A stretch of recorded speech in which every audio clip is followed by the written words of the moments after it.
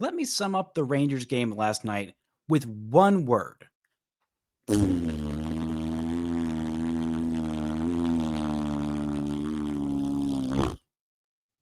I meant it.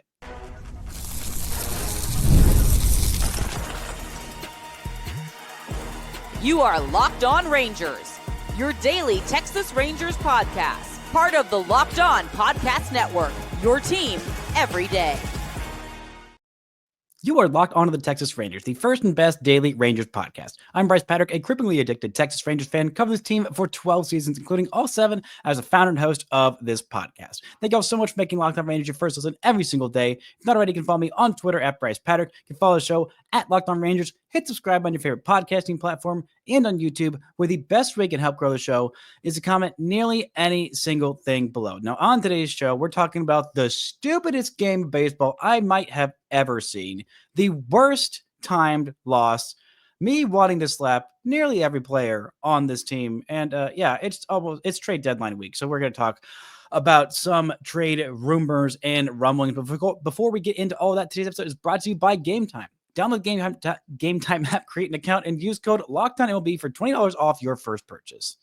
Now, the Rangers headed into Anaheim, rocking a 6-game winning streak, winning 8 out of 9 out of the break, thinking, who's going to stop this team? This team is unbeatable. This team is incredible. This team is playing the best baseball of anybody out there. Surely, a West Coast road trip to the lowly, terrible Angels, and God help them whatever happens this weekend against the Seattle Mariners. Surely things couldn't go wrong. And dear listener, boy, things could not have gone any wronger. This was just an abysmal game, and not just a bad late night West Coast loss, a long game, 3 hours and 20 minutes of a game that started just barely before 9 p.m. And I had a feeling very early on in this game that, this is going to be another one of those games. This is going to be one of those stupid games that makes me want to throw things at the TV, makes me just want to fart into a microphone for 30 seconds, however long I did that fart noise. Honestly, could have been longer. I should have just taken a breath and gone until I passed out. And that would have been the most accurate summary of that absolute crap show, disaster, catastrophe of a baseball game in which nearly everybody deserves some blame. I'll start because it's easier to say who doesn't deserve blame. Patrick Corbin does not deserve blame. Really good job for him last night. 5 innings, 3 runs, though only 2 of them were earned. Should have been fewer than 2 that were earned, in my humble opinion. 3 walks for him, not ideal. So it did hurt himself a little bit with some extra base runners, but 6 strikeouts overall, pretty good performance. Kyle Higashioka, you beautiful, sweet boy.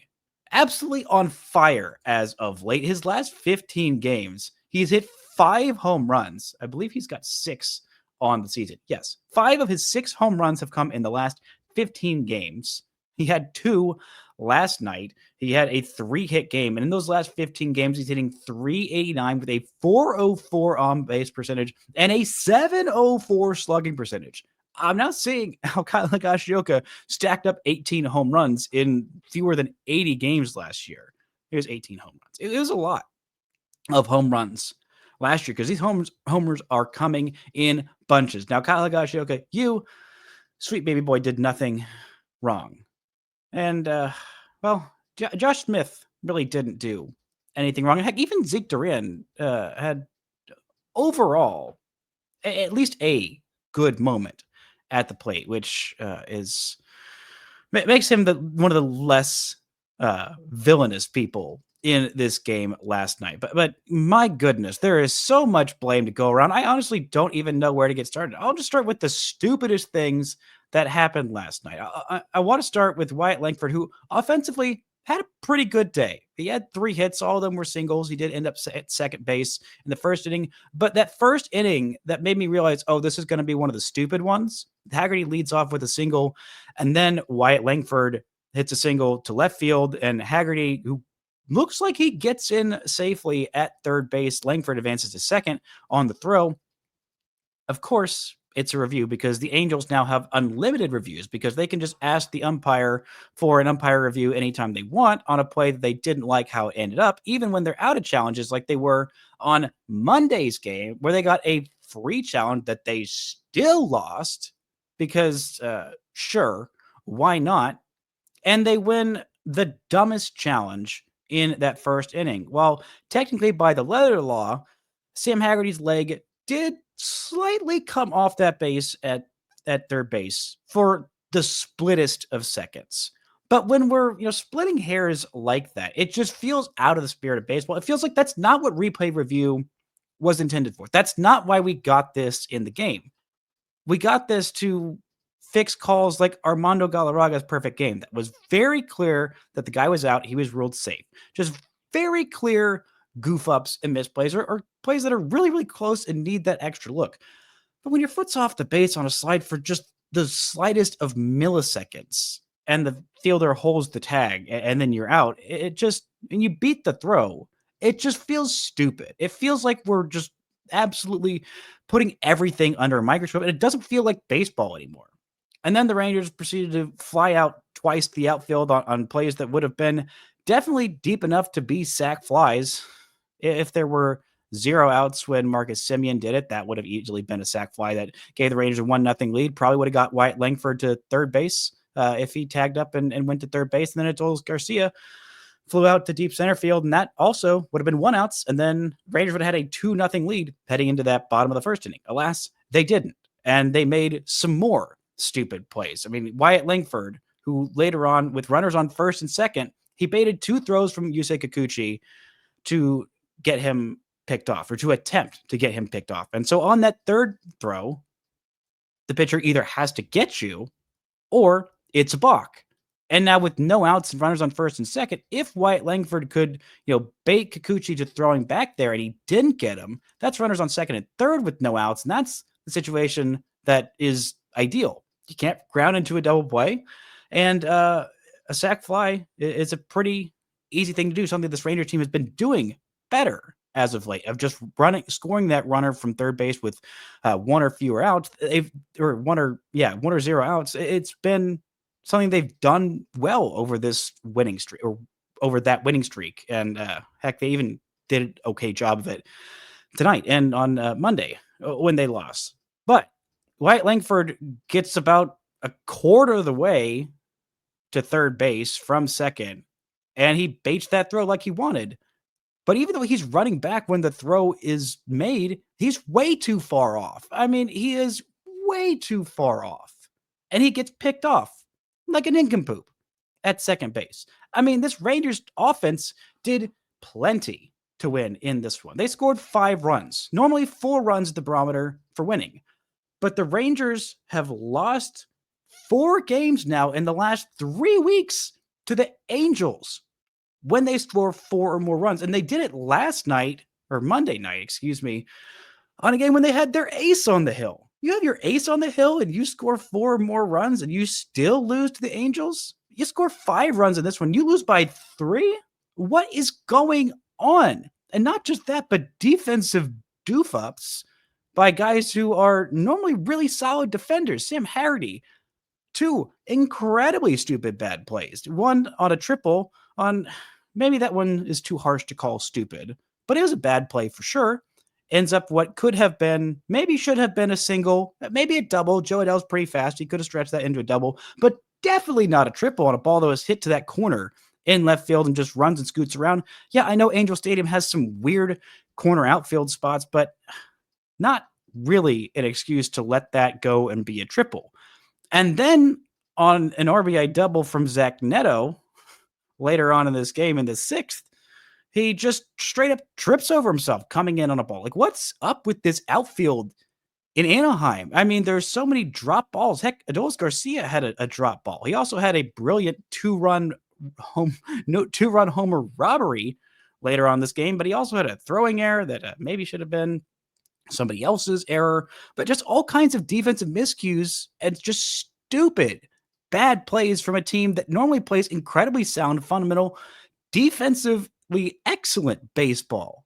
This is just not excusable. And I've barely even gotten through who all is to blame, including the main culprit, a guy who was put into a situation that was tough and should have been yanked from it much, much sooner by the person who may be most responsible for this loss. Talk about that and more right after this. This show is brought to you by Gametime. We've all been there, logging on early and waiting forever for concert tickets to go on sale, only to lose your spot for a show you've been dying to see. Live music should be about making memories, not dealing with the stress of ticket shopping. That's where Gametime comes in.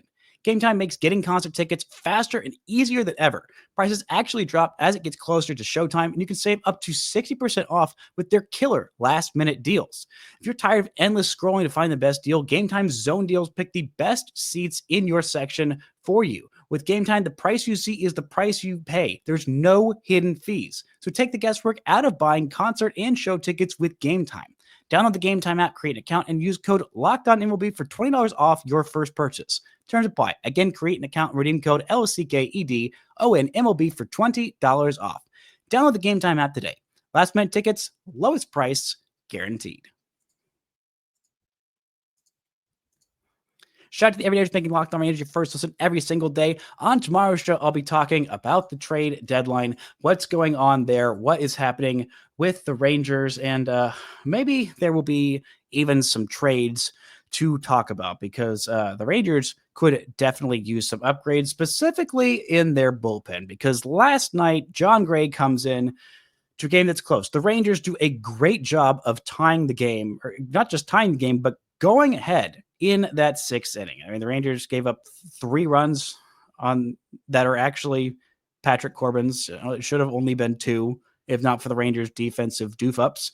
But they score 4 runs from the 4th through the 6th inning, including 2 on a great hit by Ezekiel Duran and an incredible slide by Joshua H. Pookie Smith, who should have been 2 for 3 on the day with a walk.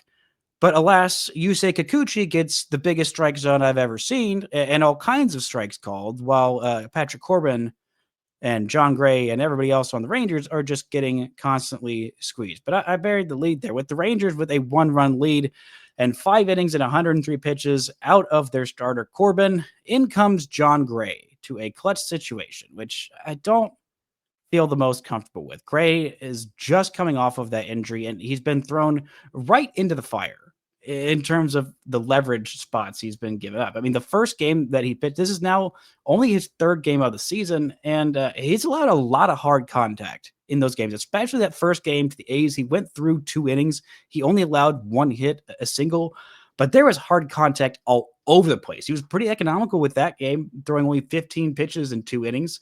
Then he comes in versus Atlanta. He gives up some hard contact as well, but he gets some strikeouts too. He gives up a solo shot to Michael Harris, who just couldn't stop hitting homers and extra base hits against the Rangers in that series. But overall, gets the job done. That's the only base run that he allows in 3 innings. In this one, it was pretty clear from the jump that John Gray just did not have it. But Bruce Bochy left him out there to die and get clobbered and not save him from himself. The Rangers had the lead, and he waited until he had faced so many batters. He faced 8 batters in an inning and gave up 4 runs, 3 walks, 3 hits, a lot of loud contact, a double that probably shouldn't have been a double, probably should have been an out, and then has to come in and throw Caleb Bosley in there, who does a decent job, does walk 1 batter and then lets him get to third base because the Rangers pitchers can't hold runners to save their freaking lives. And then he brings in Sean Armstrong of the game that the Rangers are losing 7-4 at that point. 7-4. You throwing one of your best relievers in there for what? For what? Excuse me. It was 7-5 at that point. The Rangers are only losing by 2 runs when they bring in maybe their best reliever.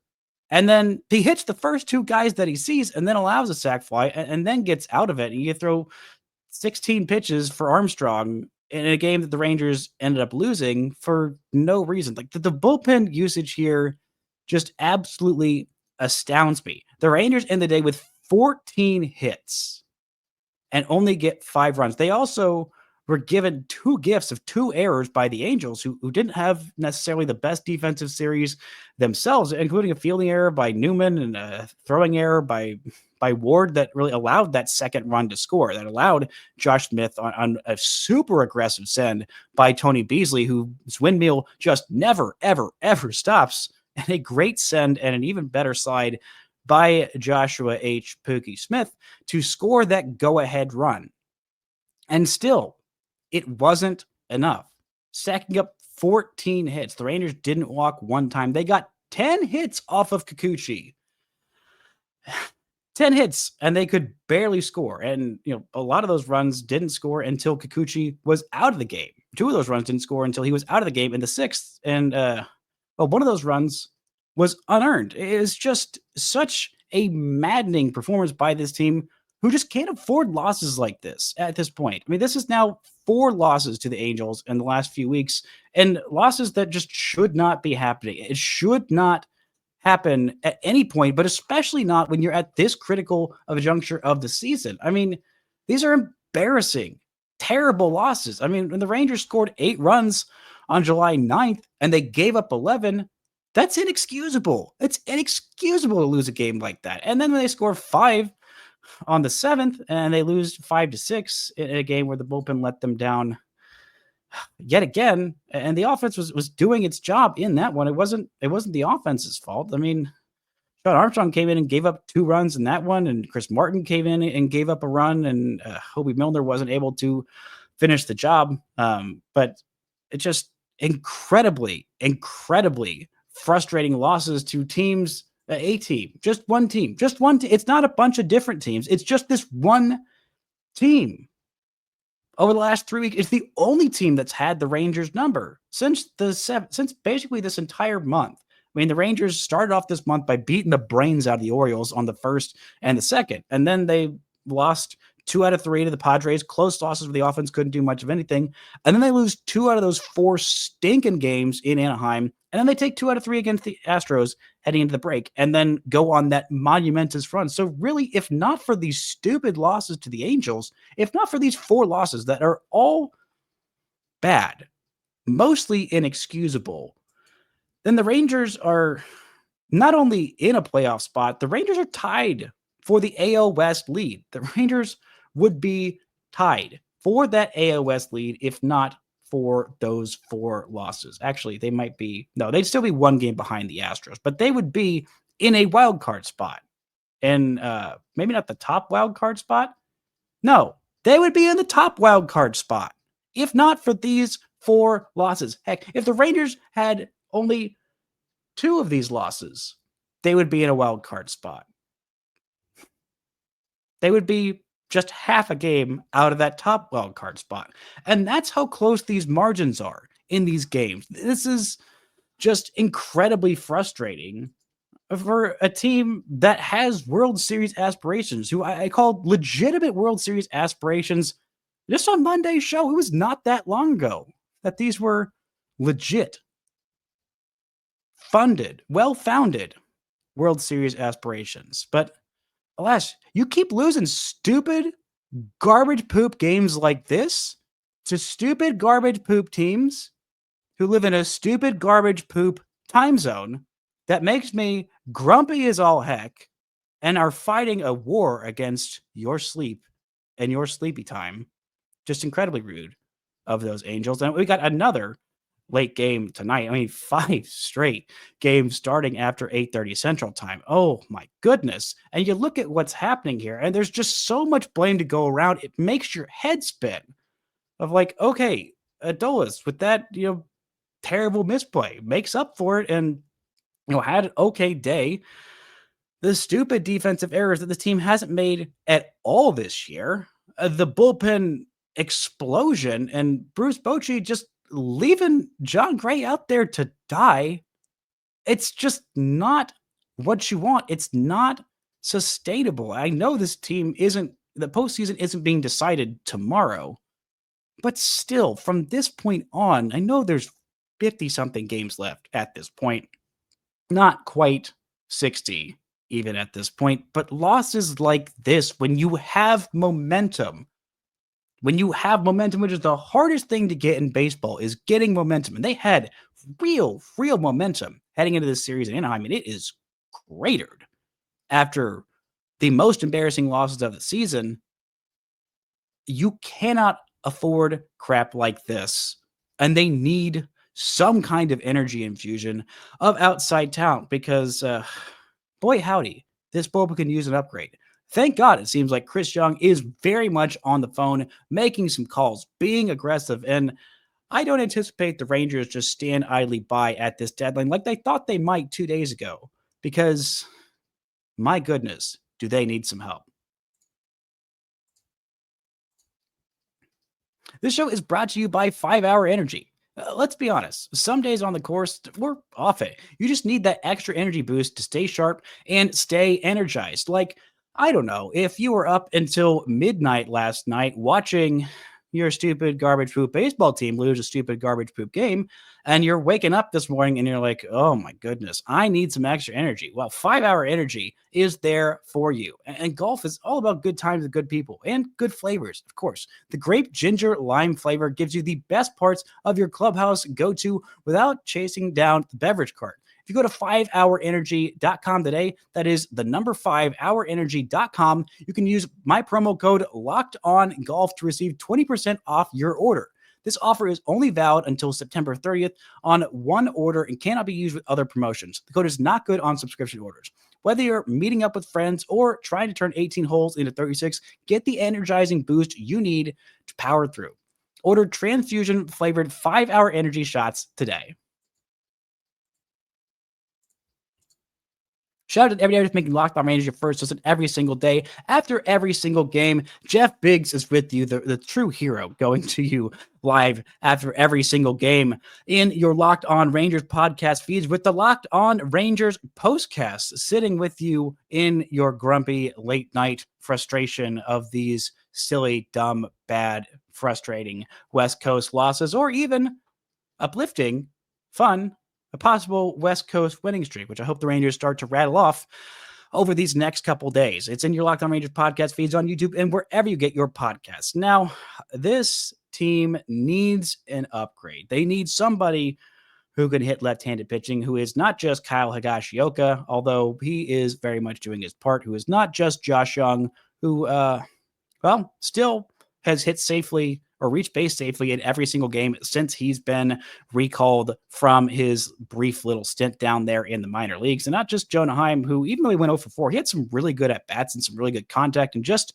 kind of got robbed. But the Rangers could use some help there, and they could use some help in their bullpen because although the Rangers do have one of the best pens in baseball, they're lacking in guys with oomph, guys with premium gas, just premium, nasty breaking stuff that you just really cannot go to a postseason without. Now, they have some very quality relievers. Sean Armstrong, despite last night, is still a very high-quality reliever. Hobie Milner, a guy who I trust in any spot, really, truly any spot. Robert Garcia, who I think is plenty good enough to be a closer. If the Rangers don't feel that way, they might end up getting someone who is a capital C closer. And eventually, really could use it sooner as opposed to later. Chris Martin coming off the IL, and also Jacob Latz has been mostly a gem this year. But John Gray in these high leverage spots, if last night is any indication, that might be a little bit tough on him to just come back after a broken wrist and say, all right, here you go. Go be a reliever. Go be a nasty reliever. Go be a reliever that comes in these high leverage spots. And the Rangers aren't going to just stand pat with such a weak American League. Again, another reason why it just makes me so incredibly furious when they lose stupid games like last night. They are going to get some help. And they are talking actively with teams. This is some reporting from Evan Grant of the Dallas Morning News of guys who the Rangers are targeting. They are talking about 3 different guys from the Colorado Rockies, who I love a trade with Colorado Rockies because they are the worst run franchise in all of sports. Somehow they luck into talented players every once in a while, but they have just such a bad front office and scouting department that you could usually fleece them pretty easily in a trade. Go look at that return for the Nolan Arenado trade and tell me that they know what they're doing. They don't. But three relievers who the Rangers are kicking the tires on: Jake Bird, Victor Vodnik, and Tyler Kinley. Now, Jake Bird and Victor Vodnik are both doing mostly pretty well this year, and they're both pre-arbitration guys who have several years of control. If they're pre-arbitration, that means they have at least 3 more seasons of team control. Now, Jake Bird is in his final pre-arb year, so he will have 3 seasons after this of club control. Jake Bird has been doing mostly pretty well this year. The last couple of outings have been just really, really rough for him. It's kind of ballooned his ERA way up, but the strikeouts per 9 have been pretty good. The walks per 9 aren't too bad. He has been pitching, his ERA is 4.73, but that's about league average when you factor in that he pitches at Coors for half of his games. Victor Vodnik is a guy who still has another pre-arbitration year left next year. He has been struggling a bit with the walks, as have a lot of these guys. 5.5 walks per 9, more than a K per inning, and a 3.19 ERA when your home games are pitched at Coors. That is fantastic. His ERA plus is 1.48, so he has been 48% better than the average player. He's got average pitcher. That is 2 of the guys who the Rangers are kicking tires on, and also Tyler Kinley, who is a little bit more expensive. He has also really struggled with the walks, more than 5 walks per 9, 9.5 Ks per 9, and an ERA north of 5. But a lot of that was due to the early season struggles for him. As of late, he has been significantly better. He has got a club option for next year, a little bit more expensive after having a career year in 2021. We're at a 0.75 ERA. The last 2 years have not been as kind to him, although last year he did have over 10 Ks per 9, but really got hit pretty hard, a 6.19 ERA, but still only like 25% worse than the average because, again, Coors is a run machine. Those would be 3 significant upgrades and have an option for at least 2 years of all those guys. And well, the first 2 are not too expensive. So if Ray Davis wants to be a cheapo and stay under the luxury tax and be more concerned about that than actually winning a World Series, that could be some options there. The Rangers are also in talks with several other teams about their closers, including Ryan Helsley, who might push the Rangers up against that tax. He throws 100 miles an hour. Doesn't always particularly know where it's going, but he led the league in saves last year with 47 of those things. He's got a 3 ERA dead even this year because he is going to be a free agent. He is going to be a rental. Might kick the Rangers up against that CBT. But again, if you want to win a World Series, you should not be bickering and griping over what will amount to less than $5 million, at least this year. And next year, since the Rangers barely ever go too far into luxury tax, it's not going to be that much. The Rangers could also have a reunion with a guy who has an incredible nickname and the same nickname as one of my personal favorite basketball players, the Accountant. No, the Rangers aren't trading for Ryan Brokoff, but they are kicking the tires on bringing back Pete Fairbanks, who has been one of the most dominant relievers in all of baseball for the last 5 years since the Rangers said, hey, let's get Nick Solak. And then Nick Solak said, what if I just start being bad at baseball? And the Rangers said, what if you didn't do that? And he said, sorry, I'm gonna. And Pete Fairbanks said, what if I just continue to be incredible? And he has been. A 3.20 ERA in his 7-year big league career. This year, the ERA is down below 3. Last year, it ballooned up a little bit, about 3.5. Still not terrible. Still 23 saves last year in 45 and third innings, but the strikeout rate has been plummeting down for the last couple of years. The walk rate is, a little bit lower than it's been, but when you're going from 13, 14, 12 Ks per 9 to last year he was at 8.7 Ks per 9. Now he is at 7.6 Ks per 9, and the velocity is down from sitting around 99 to about 97. That's cause for some concern. Also, the Rangers do have a good track record of their pro scouts seeing something in guys who are struggling and getting the most out of them. See most of this bullpen this year, not John Gray notwithstanding, but look at the signings that the Rangers made in guys like Armstrong and Milner, and Chris Martin's just been awesome for the last few years. That's not really a slam dunk scouting win of like, hey, go get the guy who's been good and he's going to continue to be good. But I mean, what they got out of Robert Garcia so far this year, that is a home run slam dunk win. And so I trust the Rangers, whoever they're targeting, that they will get the most out of him. Also, there is a team option for next year for Pete Fairbanks.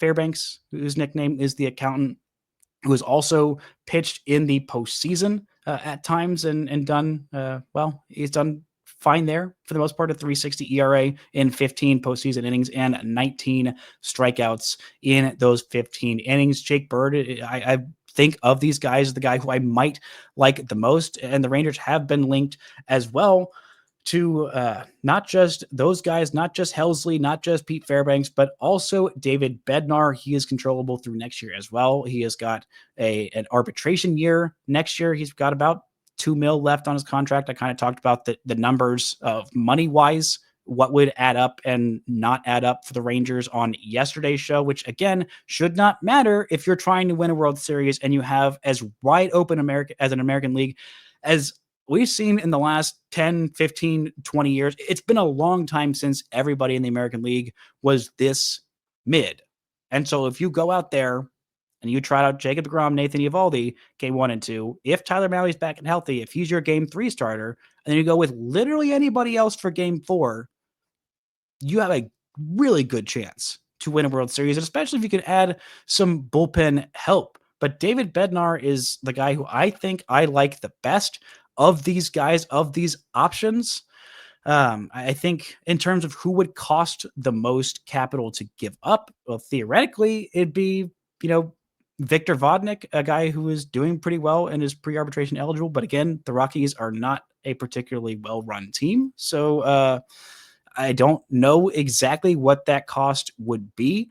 For the rental guys, there's really only one just pure rental in Ryan Helsley. There's a couple of guys with 2 years of control. I like adding that guy with a second year of club control as opposed to having to, rebuild your bullpen every single year, which the Rangers have done pretty successfully.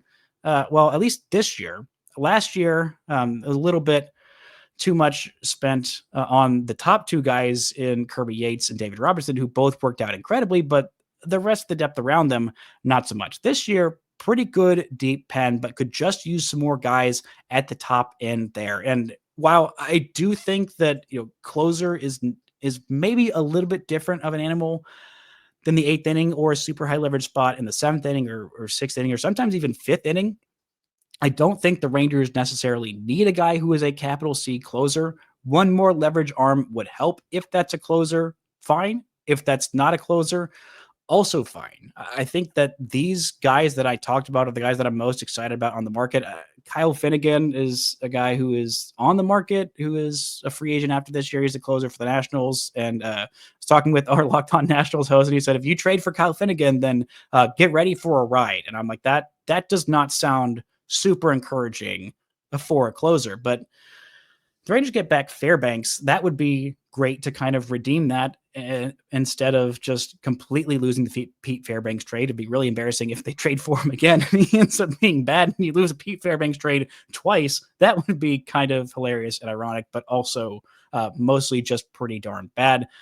But they just need help. They need 1 or 2 more arms because these guys have pitched so many games. I mean, Robert Garcia has pitched in 46 games. Sean Armstrong's pitched in 46 games. Obi Miller's pitched in 49 games so far this year, nearly half of what the Rangers are doing out there this year.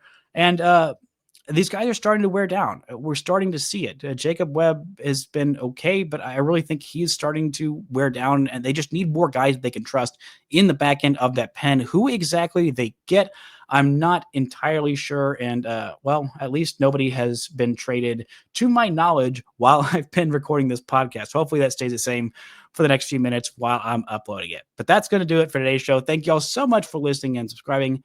And until next time, don't forget to enjoy stupid West Coast baseball.